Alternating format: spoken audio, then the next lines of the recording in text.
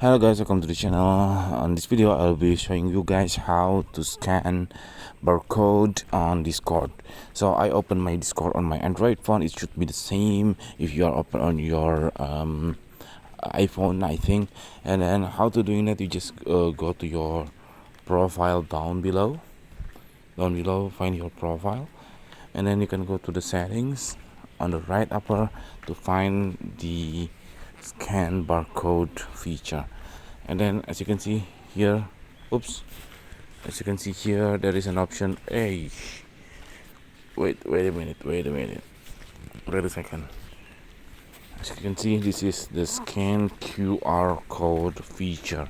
You just press that one, and then you will open the barcode scanner.